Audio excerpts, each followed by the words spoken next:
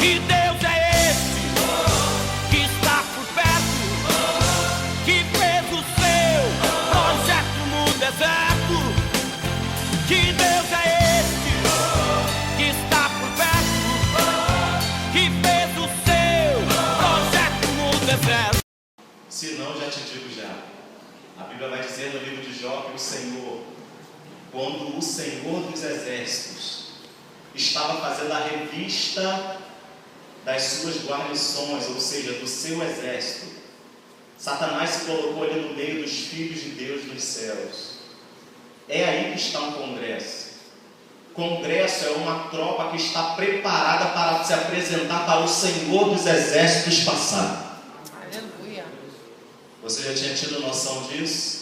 Que você está se preparando, vocês são uma tropa do Senhor dos Exércitos, se preparando para o Senhor dos Exércitos fazer revista no seu exército. É para isso que você está se preparando. E eu quero aqui agradecer ao Senhor, obrigado, meu irmão.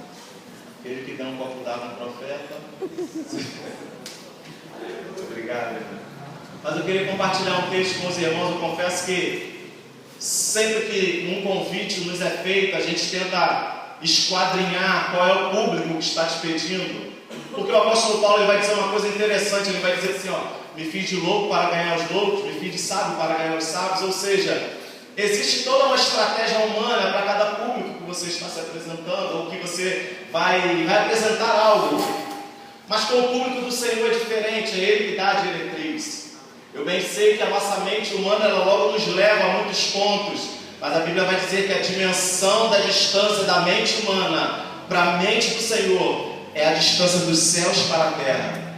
Então, enquanto o meu querer está aqui no raso, o querer do Senhor está no seu alto e sublime trono, contemplando a tudo e a todos. Amém? Fiquei muito feliz aqui nessa noite porque vi algo que há muitos anos eu não vi e percebi que Deus ainda fala por meio dos jovens. Deus ainda usa os jovens. É bem verdade que eu não sei se os irmãos já repararam que o muito acesso à tecnologia ela vem roubando a santidade dos jovens. Facilitou muitas coisas na vida do jovem. Com isso, o Espírito Santo ele foi se esvaindo das gerações futuras. E dificilmente nos dias de hoje a gente vê jovens batizados com o Espírito Santo, jovens profetizarem no nome do Senhor, jovens ministrarem a palavra, porque existe um termo que diz que o homem cria a tecnologia e a tecnologia recria o homem. E infelizmente esse recriar tem sido muito desfavorável para a nossa vida de santidade diante do Senhor. E é bem certo que o texto bíblico vai dizer assim, jovens, eu não vim aqui para pregar aos ouvidos dos irmãos desse texto, mas eu preciso citá-lo. Jovens, eu vos escolhi porque sois fortes. Mas que força é essa? Se eu olho para dentro de mim só enxergo fraqueza. O próprio apóstolo Paulo, um homem memorável dentro do Evangelho, pela vida que vivia diante do Senhor, pelo profeta que ela vai dizer, Senhor, o bem que eu quero eu não consigo fazer, mas o mal estou toda hora cometendo. E o Senhor vai consolar o coração do apóstolo dizendo, o meu poder se aperfeiçoa na sua fraqueza. Mas existe um porquê que o texto diz, jovens, eu vos escolhi porque sois fortes. O texto diz isso porque é na juventude, é a fase da vida que o ser humano é mais cobrado. É a fase que você está tomando decisões. É a fase que quando você lê a Bíblia com muito carinho, você vai perceber que o jovem, quando ele se santifica de verdade, se santifica para valer. Mas quando ele pega, ele também pega com força. Porque a juventude tem disso, é quando os hormônios eles estão se aflorando. E as nossas necessidades caídas, adâmicas, ela tende a olhar para baixo. Mas nós nos lembramos que nós nascemos de novo da água e do fogo para o Senhor Jesus Cristo. E tendemos a olhar para cima e para avante. É por isso que você está aqui nessa noite. E eu pensei que o jovem é muito cobrado. José não foi cobrado na sua velhice. Não foi na velhice que Davi lutou contra Golias. Não foi na velhice que os amigos de Daniel foram provados na cova, na fornalha de fogo. tudo na juventude. E eu quero justificar algo aqui diante dos irmãos a priori, porque eu sei que é um cuidado das igrejas com a juventude, mas muitas das vezes eu ouço falar muito mal da juventude dentro das igrejas. Mas se você parar para reparar, não foi na juventude que Salomão pecou contra Deus. Não foi na sua juventude que Davi caiu com Betseba. Não foi na juventude que Sansão se desviou dos caminhos do Senhor. Então eu aplaudo de novo ao nome do Senhor pela vida de cada jovem que se encontra aqui no meio da presença do Senhor, porque é o Senhor que te faz forte. Aleluia! E devido a essas demandas que tentam nos oprimir, nos pressionar a pecar, eu preciso pregar algo para vocês aqui nessa noite. Assim como vocês estão se preparando, isso é um pré-congresso. Deixa eu tirar uma casquinha de João Batista. Deixa eu me sentir o preparador do congresso de vocês. Eu preciso pregar para você nessa noite. O título dessa mensagem é Equilíbrio no Deserto. Assim nos escreveu o apóstolo João, capítulo 4. Abra sua Bíblia, por favor. E como eu te disse, você está se preparando para um congresso diante do Senhor dos Exércitos, e Ele vai passar em revista. E quando o Senhor dos Exércitos passa, convém que você fique de pé.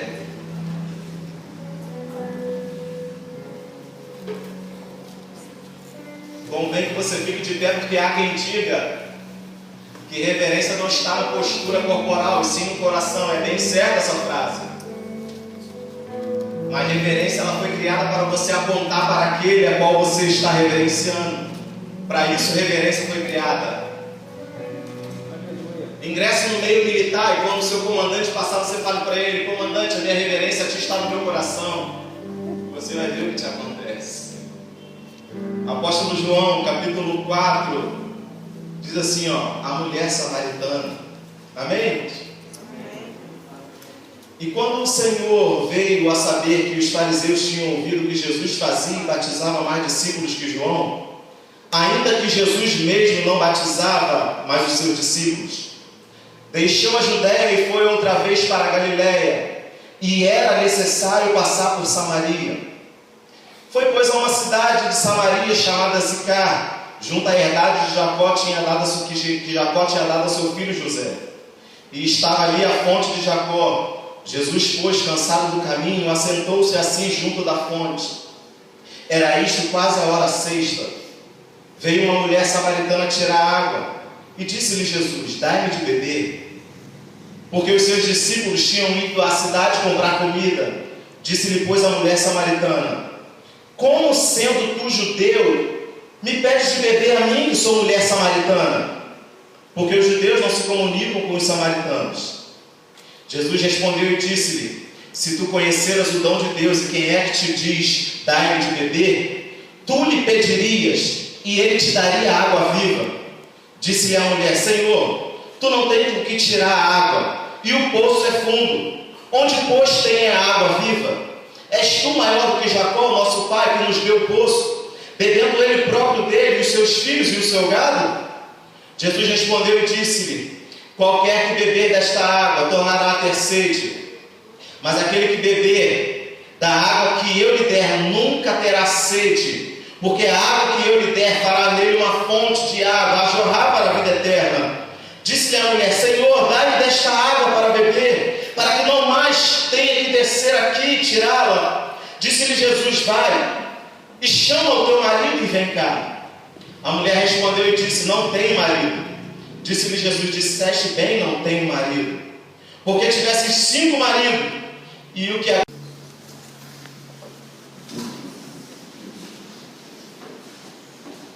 Jesus, quando ele indaga essa mulher, nesses últimos versículos que nós lemos, Jesus está tentando tirar dela uma confissão daquela mulher. Por quê? Porque toda libertação, ela passa primeiro por uma confissão. Daquele que precisa de um certo tipo de libertação na sua vida, confessar a sua necessidade. Por quê? Porque a vida espiritual é baseada em confissão. Porque sempre nós dizemos na igreja: você quer aceitar Jesus? Levante sua mão e venha à frente. Por quê? Porque você precisa de testemunhas para esta confissão.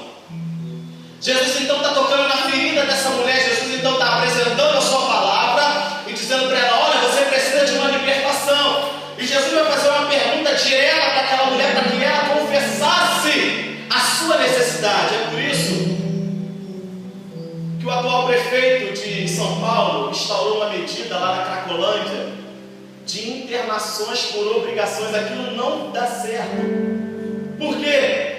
Porque o indivíduo precisa reconhecer que ele precisa de ajuda. O indivíduo precisa confessar: eu sou dependente e preciso disso na minha vida. É por isso que você está aqui nessa noite. Foi por isso que um dia você aceitou Jesus como seu único e suficiente Salvador, porque você reconheceu a sua dependência dele, e hoje você está aqui na presença dele. Aleluia. Mas essa história que eu acabei de introduzir, ela não inicia aqui. Essa história se inicia lá no Gênesis, quando um homem chamado Jacó, ele tem um encontro real com o Senhor. Você ouviu chamar de Jacó, que ele é neto de Abraão, filho de Isaac, e logo imagina, esse homem conhece Deus categoricamente. Conhecia sim, mas de ouvir falar. Conheceu essa história do seu avô que andou com Deus, do seu pai que andou com Deus.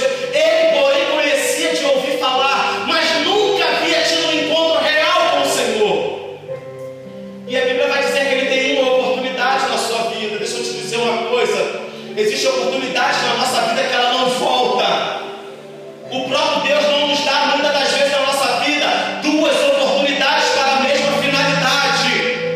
Por isso que é necessário agarrar com unhas e dentes aquilo que você quer. Porque muitos podem considerar que Jacó é um mentiroso. Sim, ele é. Jacó foi um enganador. Sim, ele foi. Mas Jacó também é aquele que, quando vê uma oportunidade, ele se agarra, ele não larga até conquistar. Porque a Bíblia existe um princípio, e é o princípio do esforço. Assim diz o Senhor: esforça-te, porque eu sou contigo. Jacó agora ele tem uma oportunidade de estar frente a frente com o Senhor. Alguns historiadores vão dizer que Jacó naquele momento ele tinha cerca de 97 anos, mas ele tira a força da juventude que já não tinha mais para lutar com o anjo, a ponto do próprio Senhor dizer: olha, lutaste como um príncipe e prevaleceste. Eu costumo dizer que Jacó ele sofreu um batismo no deserto, um batismo sem água. Por quê? Porque batismo é confissão. E todas as vezes você ver alguém que foi transformado pelo Senhor, você vai perceber que existe um modismo no meio do povo evangélico de pessoas que sofreram uma mudança. Mudança não é satisfatória para o evangelho do Senhor, porque mudanças você a causa aqui e cai ali. Pessoas que às vezes o pastor batizou nas águas, ele sofreu até uma mudança, mas passa um mês, passa 2 meses e as velhas práticas se manifestam na vida dele. Por quê? Porque ele até sofreu uma mudança, mas não foi transformado. Sempre que você vê alguém que verdadeiramente foi transformado pelo Senhor, você vai sempre ver esse alguém fazendo o caminho de volta. Por isso que quando Jacó ele tem um encontro com o Senhor no Val de Jaboque, ele é transformado por Deus. E depois de ser transformado pelo Senhor, qual é a primeira coisa que Jacó faz? É tornar a casa do seu irmão para se reconciliar com ele. Sempre que você vê alguém que foi transformado por Deus, esse alguém vai sempre fazer o caminho de volta. É por isso que o filho pródigo, depois que ele cai em si, depois que ele tem um encontro com o Senhor, qual é o encontro com o Senhor que a Bíblia não narra? Não narra diretamente, porque a Bíblia diz que é o Espírito Santo que convence o homem do juízo, da retidão e do pecado. O filho pródigo então tem um encontro com o Senhor, e depois que ele é transformado, depois que tem um encontro com Deus, qual é a primeira coisa que ele faz? É voltar para se reconciliar com o seu pai. Sempre que você vê alguém que foi transformado, esse alguém vai fazer o caminho de volta, e esse alguém foi Jacó. Jacó agora, após se reconciliar com seu irmão, ele se instala numa antiga cidade chamada Siquém, e cava ali um poço, e deixa ali descendência. E aqui entra a história da mulher samaritana. Perceberam no texto que nós acabamos de ler, que a todo instante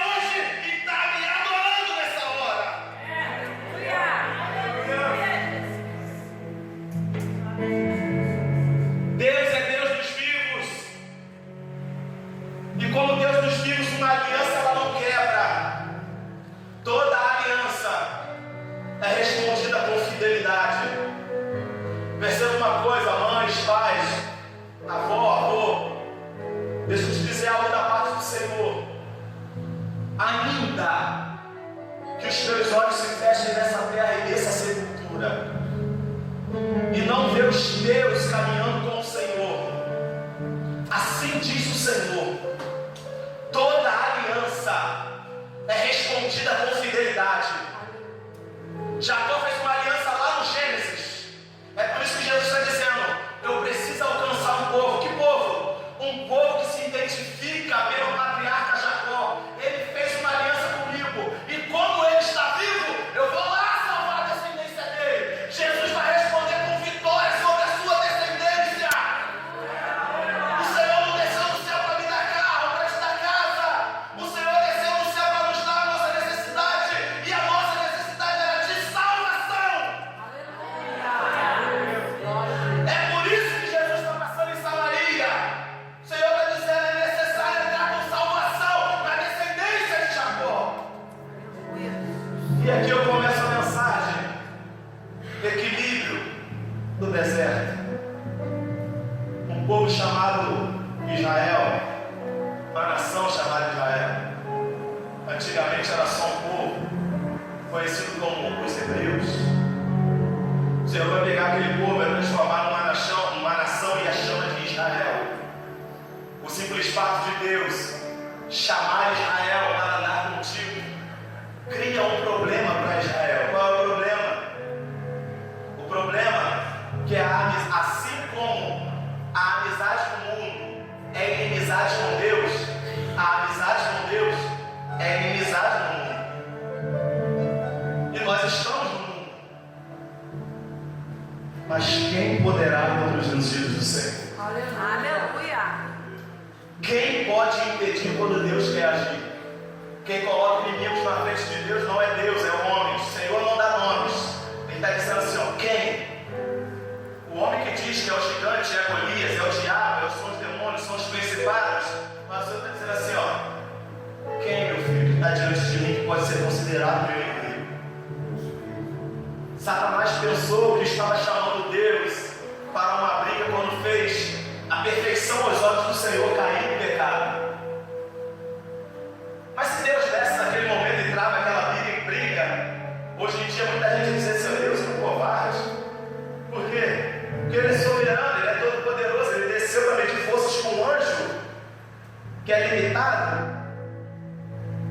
Aí Jesus vai falar assim: ó, eu vou deixar a briga justa, eu vou descer na terra a semelhança desse aí que tu fez cair. E o texto bíblico vai dizer que o Senhor Jesus ele se fez menor do que os anjos. Então quando Jesus vem à terra, é uma mensagem para Satanás dizendo: agora a briga está justa. O maior milagre que o Senhor fez não foi fazer cego enxergar, não foi fazer paralítico andar, não foi fazer morto reviver, mas foi o próprio Deus se colocar aqui, ó, dentro de uma casquinha de ovo e não explodir essa terra toda com o seu poder. Porque Jesus aqui dentro de um corpo humano era como se você estivesse colocando uma bomba atômica dentro de uma casquinha de ovo e ela não estourar. É por isso que a gente enxerga dentro da Bíblia algo parecido com o que a ciência diz. A ciência vai dizer que a terra um dia ela foi destruída por uma chuva de meteoros. A Bíblia não diz isso diretamente, mas indiretamente a gente pode imaginar que isso seja verdade. Por quê? Porque Jesus disse que viu os demônios cair na terra como um raio. Então talvez seja isso que a ciência chama de chuva de meteoros, ou seja, uns demônios com poderes limitados, quando se chocam a terra, destrói todo o ecossistema. Agora eu vou falar um negócio para você, dá um glória nesse lugar. Agora vem o próprio Deus e caminha sobre a face da terra e não destrói nada, querido. Porque a bênção de Deus não acrescenta dores. Aleluia, aleluia, aleluia. A bênção não acrescenta dores. Jesus agora pega esse povo chamado Israel e conduz eles por um caminho. Esse caminho é o deserto. Existiam outros caminhos para Jesus levar eles, mas o Senhor escolheu o deserto.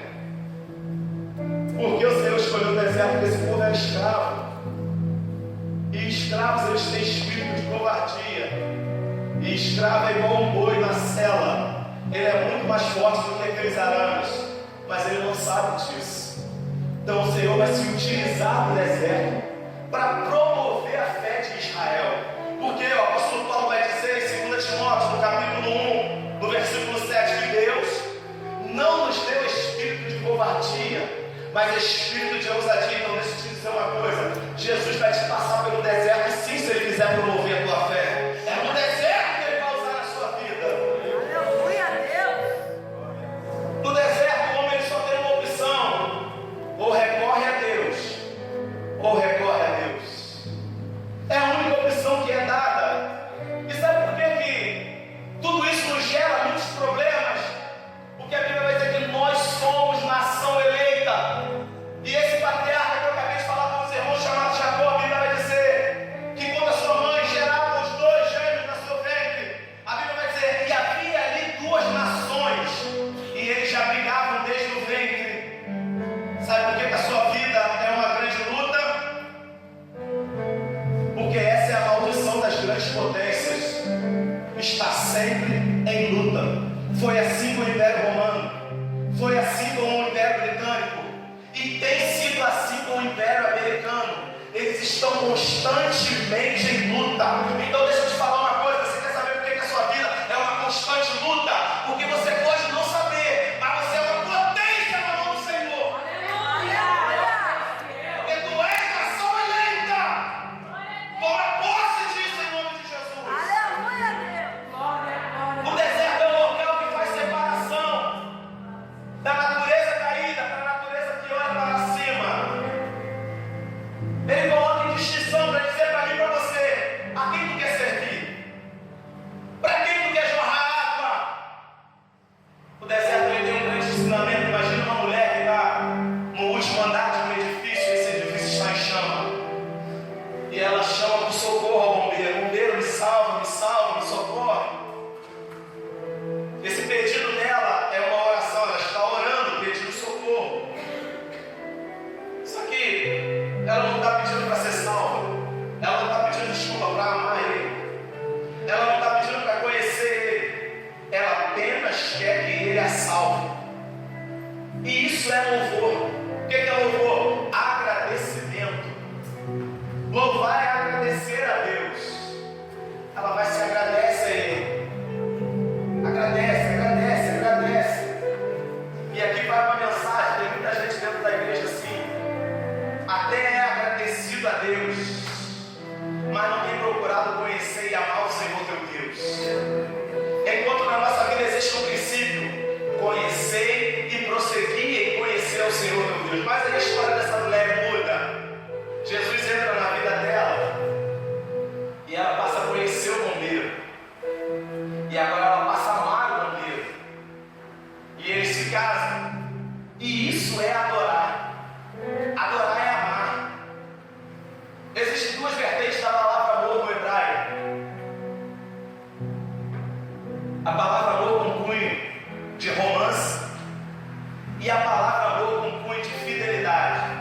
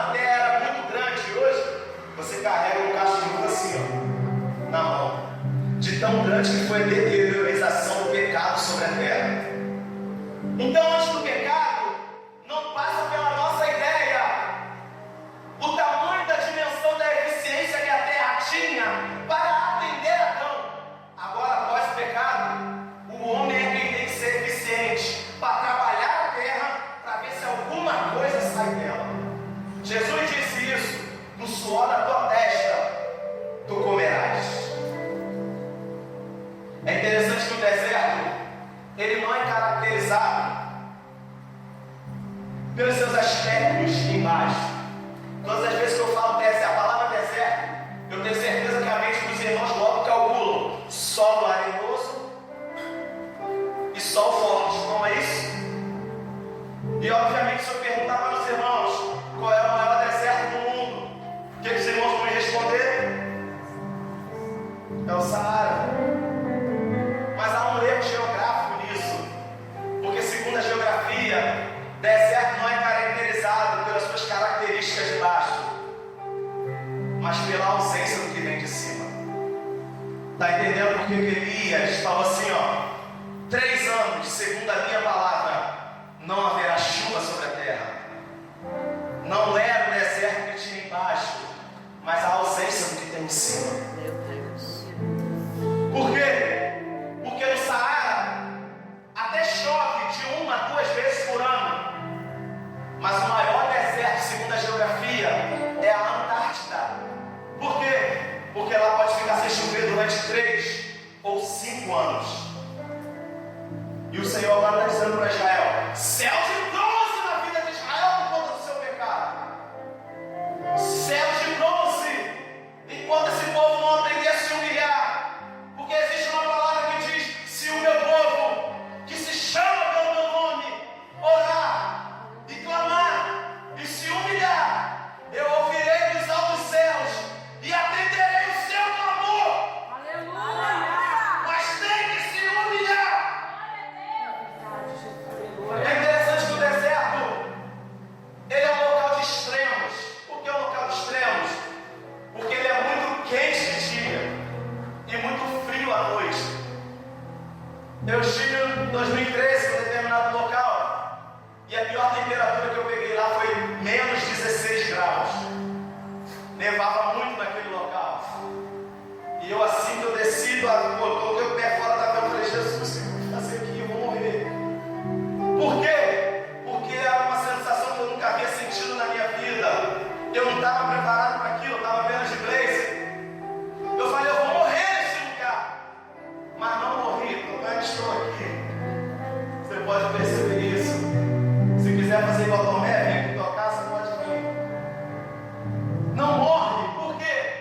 Porque a maior função da água na sua vida, na nossa vida, não é matar a nossa sede, não é lubrificar a nossa boca, mas a maior função da água na nossa vida é ser um regulador térmico. É por isso que quando você está em locais extremos, o ser humano ele não morre. Por quê? Porque a água não deixa a temperatura corporal variar de maneira tão brusca de um extremo a outro. E é isso que Jesus está oferecendo para aquela mulher. A sua vida está desequilibrada, a sua vida sentimental está desequilibrada, porque falta água na sua vida. Aleluia. Oh, glória. Deus tremendo. A ausência de água na sua vida te deixa assim volátil a locais extremos. Essa mulher considerava que um relacionamento curava o outro, mas quem cura alguém de alguma coisa é Jesus de Nazaré. Aleluia. Verdade, Deus. É por isso que ele está dizendo: se tu conhecesse a água que eu te dou, mulher, tu beberia dela e tudo teria equilíbrio na sua vida. Beba dessa água nessa noite. Beba dessa água nessa noite. Aleluia. Jesus quer nos dar equilíbrio nessa noite. Louvado seja teu nome. Existe um modismo no nosso meio que vai dizer que deserto é local de passagem. É bem certo, ele é local de passagem para alguns, não para todos. Eu te faço uma pergunta: se deserto é local de passagem, por que o Senhor pegou o seu povo prometido e instalou eles no deserto? Porque a região que Israel é hoje é um deserto. E Israel é um dos países mais desenvolvidos do mundo. E Israel é um dos países com pioneira tecnologia no mundo. Mas aonde é a habitação deles? É no deserto. No deserto é a habitação deles. Então todas as vezes que alguém disser para você: deserto é local de passagem, deserto é local de passagem para quem está nele apenas por uma bênção. Há quem venha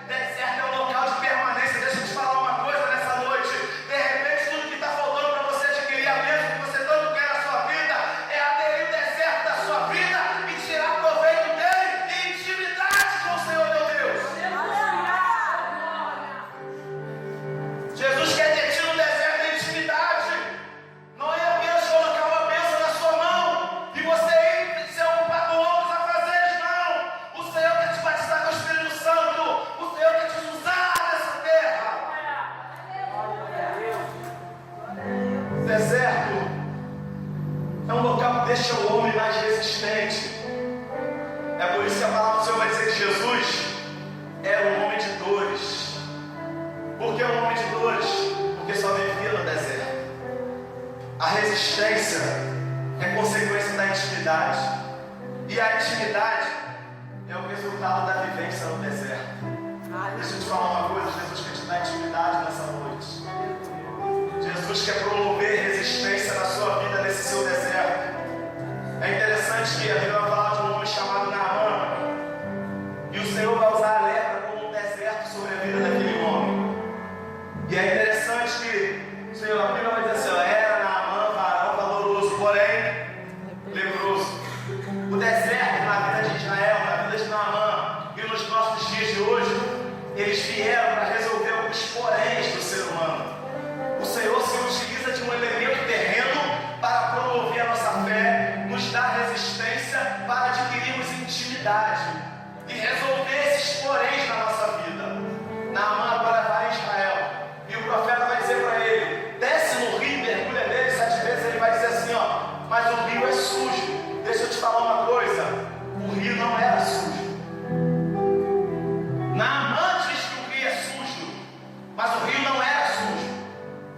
O problema daquele rio era que a densidade da água lá era baixa. Logo, a água se misturava com o barro. Então dava aquele aspecto de sujo, aspecto de lama. Mas isso era uma mensagem para Naamã. Era o Senhor dizendo, Naamã, você pode ser grande na Síria, mas você precisa mergulhar no barro, porque tu é barro na minha presença. Você pode até ser grande na Síria, mas você precisa entender que tu é barro. Se mistura nele, Naamã.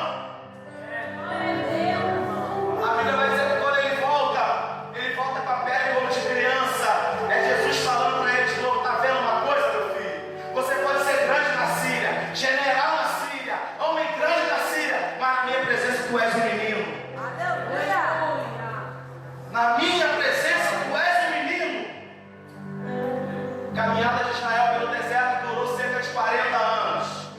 E veja agora aqui uma coisa, 40 simboliza talvez, eu quero conjecturar para os irmãos, a idade, a maturidade do homem.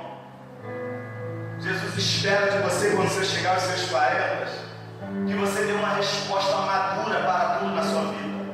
É bem certo que Ele quer isso desde já, mas normalmente aos 40 anos, você já passou de algumas fases na sua vida. E o Senhor da Seara, quando cobra, Ele cobra pesado. E Ele quer lucro de você. O Senhor da Seara quer ver os seus frutos.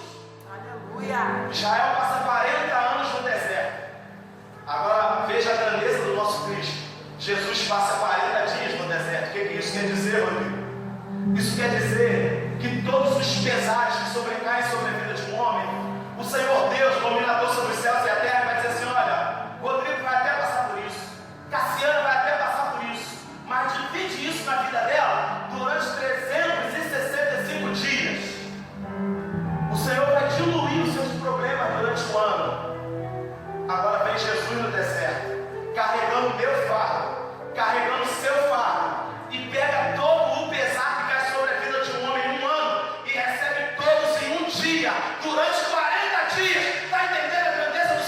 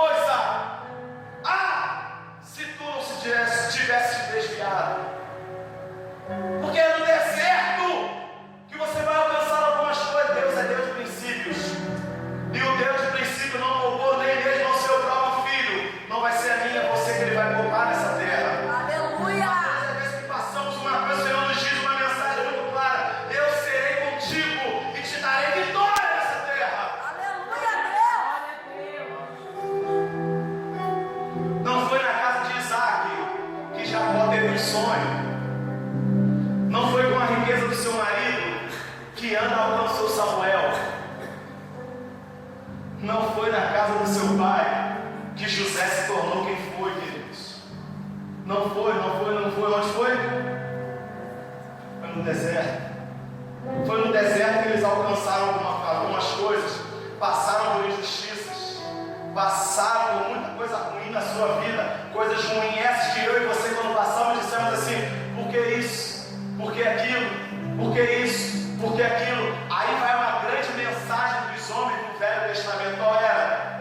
Alguns deles, o Senhor, Ele dá alguns esboços a seu respeito no tempo de Moisés, mas Abraão, Isaac, Jacó, Jó, eles não tinham um arcabouço de como andar com Deus, e ainda assim levavam uma vida mais assertiva na presença de Deus do que nós nos dias de hoje, que temos todos esse manual aqui para sabermos como andar com Deus.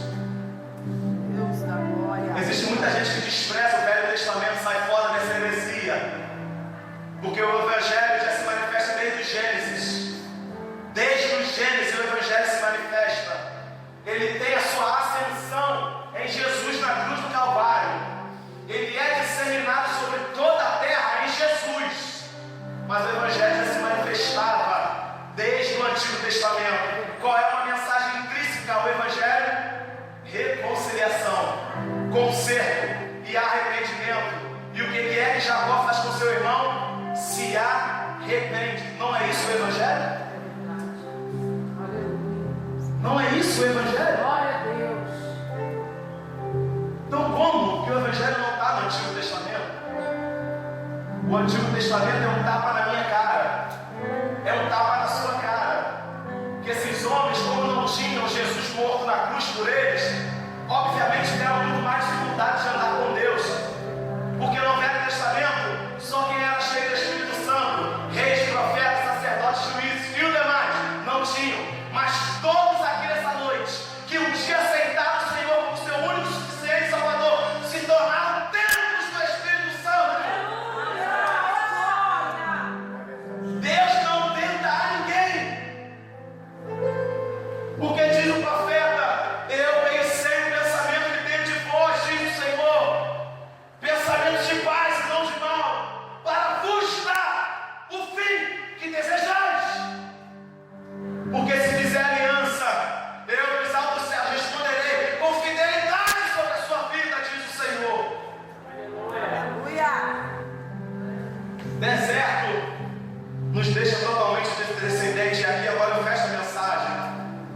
Existem algumas coisas que acontecem no deserto. O deserto muitas das vezes ele vem para açoitar a fé do homem, para ver quem é que ele serve. Lembra da questão da água? A Bíblia no Novo Testamento, lá em Apocalipse, ela fala também da água, do grande água. Quem é esse? É o crente que a Bíblia chama de frio, de morno e de quente. E aqui vão 3 nomenclaturas de crente e 3 discriminações desses indivíduos. O frio é o crente que Deus tolera. Por quê? Porque ele é frio, mas é constante. Está entendendo o mistério? Ele é frio, mas é constante. Para raciocinar. Quantos irmãos que outrora você disse assim: ó, esse irmão é fogo puro, mas hoje está desviado. Por quê? Era quente, mas não era constante.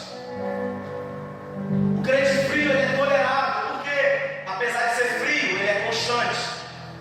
O crente quente é o crente que Deus ama, porque aquele que é quente e quer continuar se mantendo quente tem que fazer igual Paulo fez quando naufragou em Malta: continuar catando gravetos para manter a fogueira acesa. E se cumpre na vida desse crente quente o que diz nas Escrituras: conhecei e Aleluia. mas aí vem o problema do crente morno. A fé do crente morno é regressista. E Deus não tem prazer naqueles que voltam atrás. Pega uma panela quente, coloque ela em cima da pia. O que acontece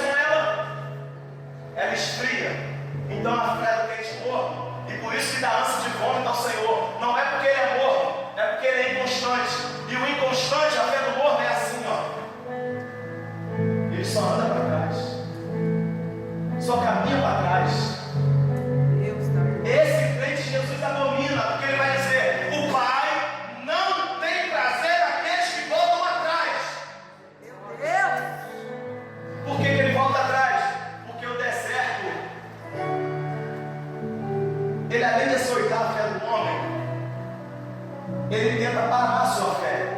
O deserto é ilusionista. Ele faz o homem ver coisa que ele não viu, ou pensar que não viu alguma coisa que ele viu. Perceba o exemplo de Agar. Agar entra no deserto, Abraão despede Agar pelo deserto. Alguém vai olhar para e vai dizer que maldade, despedir uma mulher pelo deserto com seu filho. Não era maldade, Agar era egípcia. Os egípcios sabiam muito bem andar no deserto. Logo, despedindo Agar pelo deserto, ela saberia se encontrar com o seu povo.